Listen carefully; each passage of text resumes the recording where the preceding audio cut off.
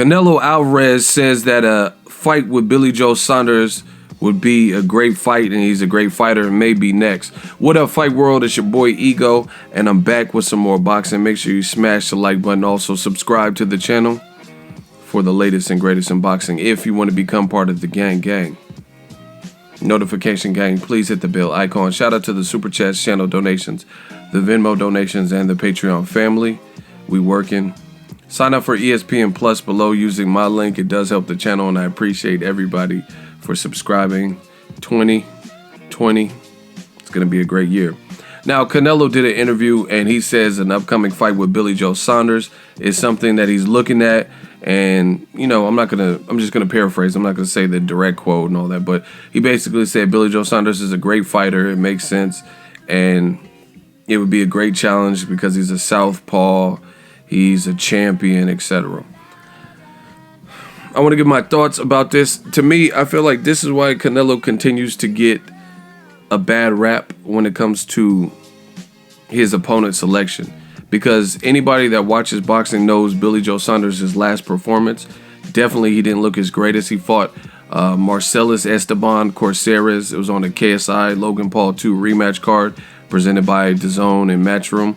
And for 10 whole rounds, you look at Billy Joe Saunders, he didn't look good. He didn't look great. He didn't look good. It didn't look like championship caliber fight, considering that he was fighting a guy that no one had ever really even heard of.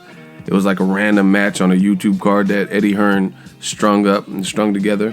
And you look at it, and he didn't look sensational at all. He did get a knockout in the 11th round. That's where he did his best work. I think it was 3 knockdowns. Got the knockout, and that was that. But it wasn't a performance. And this is not just my perception of it. Billy Joe Saunders himself said post-fight that off of that performance, I don't deserve Canelo, and I don't deserve a fight with Danny Jacobs. So by his own admission and his own words, Billy Joe Saunders says, the way I looked, I was rusty, I didn't feel it, I wasn't feeling great, and I don't deserve the big names like Canelo and Jacobs. That's what he said. So you can't say, oh, I'm hating, new media's hating, this, that, and the third. He himself, the fighter, didn't even rate his performance like that. So, you know, I look at it as like, why would Canelo want to fight Billy Joe Saunders off of that performance? To me, it's going to be a struggle for DAZN because the market they're really trying to capture and break into is the US market. They're trying to make their name. They keep showing like they have like certain people that Eddie Hearn pays off and DAZN has a working relationship with, putting out numbers and stuff, and they keep talking about every number that comes out where as it pertains to boxing and like success is DAZN throughout multiple markets. We care about the boxing numbers based on the US boxing market. They want to factor in like Canelo's numbers in Austria, Spain and stuff. They never, if you notice this about DAZN's, the numbers that do come out or like the inklings of numbers, they never tell you Canelo's like viewership numbers with paid accounts only in America. You know, the numbers is always like cryptic or a guessing game or throughout international sales or globally he did this or throughout 9 markets. It's never just Canelo in the US did X, Y, and Z, said numbers, right? And that's not a good thing because Canelo has done great numbers in America with Showtime and also with HBO. So he's a proven draw when he was on other networks, but it goes to show you the hardships of being a brand new kind of a startup in America with boxing, that DAZN's having this type of struggle. That's just how I see it. And furthermore, fights like a fight with Billy Joe Saunders, Caleb Smith, John Ryder, I also think they might be looking at people like even Jeff Horn in Australia or having Canelo go to Japan to fight Ryota Murata. These don't move the needle for American subscribers. When you put these fights all over the world and put them in different markets, then you have to deal with time zone differences. So in Japan, are you going to make the Japanese consumer who's going to see it live, are you going to make them watch the fight or have to come to the fight at some ungodly hour or like early in the morning, super late at night to try to compensate and make it make sense for the American audience. So it's being broadcast during primetime American hours. Same thing with fights in the UK. I live in California, so the UK is 8-hour time difference. So it's hard when you're trying to, that's why you have to know who your core audience is and who you're trying to impress and what market you're trying to impress. Because if you don't know that, if you don't have your target audience, then you're just kind of scatterbraining all over the place. That's the problem with Eddie Hearn and DAZN particularly, is Eddie Hearn's a double agent. He's trying to pacify and do things that work for Sky Sports, also for Rematch Room, which is, founded in the UK, and also trying to make it work for a US company or a company that is trying to make its place and gain the rights of other sports programming and be a major player in the US. So you gotta have to fine tune it and make decisions that benefit it.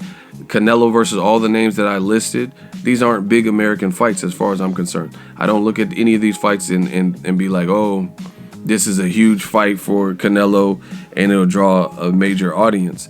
Fights like Charlo, I think that would be a big fight. Even Demetrius Andrade, at least he's known. Billy Joe Saunders, John Ryder, Caleb Smith, Jeff Horn,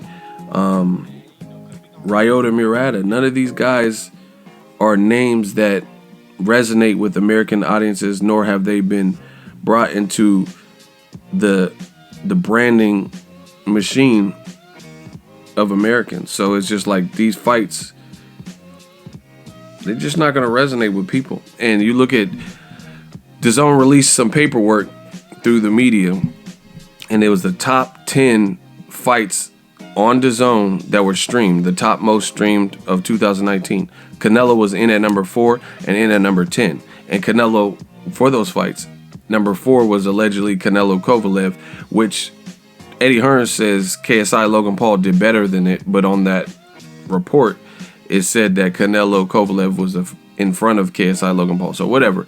But anyway, Canelo was in at number 4 and in at number 10. He fought Jacobs, a guy who's fought in America, fought against Golovkin, stuff like that. And then he also had his fight with, who did he fight? Kovalev, who also has somewhat of a brand in America. And during both of those fights, they weren't even top 3. They weren't in the top 3. The Kovalev fight was 4, and then the Jacobs fight was in at number 10. So if you're drawing those types of numbers with Canelo, with guys who actually have somewhat of a brand in America, then how are you going to expect to draw even bigger audiences with guys like Caleb Smith, John Ryder, and Billy Joe Saunders that have no brand in America? Like, they're not really American commodities. They haven't spent most of their time developing their brand in this great nation. So it's going to be a struggle as far as I'm concerned. And then, like, you could also put the fight in the UK, but then again you run into the issue of if it's happening at the UK, that appeases and maybe is the best market for attendance, but then it doesn't become the best market for primetime US hours unless you try to manipulate the board and make it an inconvenient time for UK people to go see it. So it's just all over the place, and I think DAZN's going to struggle. Canelo's going to continue to get criticism because Billy Joe Saunders, Caleb Smith really lost to John Ryder. If you watch that fight, if you know anything about boxing, watch those fights, you'll say that it wasn't his best work. This wasn't a World Boxing Super Series type performance. He fought John Ryder, who lost to a guy that he already beat, and he should have lost that fight. He really should have.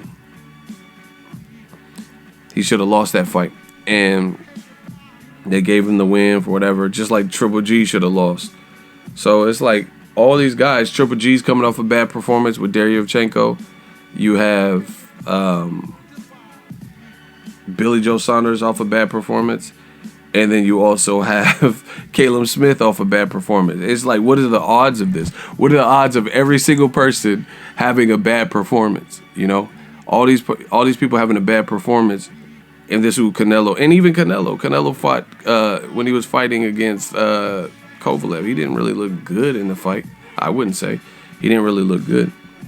So it's going to be a hard sell no matter what. And I see, like I've been saying, Canelo's star power is constantly dwindling down. His brand is constantly shrinking. There's less and less visibility. So if you're in at number 4 and 10 for fighting a guy like Kovalev and Jacobs, who have somewhat of an American fan base, then what type of audience and numbers are you going to draw with guys who have even smaller brands in America? Something to think about. I'm not really checking for Canelo, Saunders. And the other thing is Eric Gomez of Golden Boy. When Saunders came off of a great performance versus David Lemieux, a Golden Boy fighter, Golden Boy said that Billy Joe Saunders, all he does is run, he's boring, he can't sell. And that was him coming off of one of his best wins, probably his last good, relevant, big win against David Lemieux. So he downplayed Billy Joe Saunders' win, said he can't sell, he's not sellable, and he's a runner.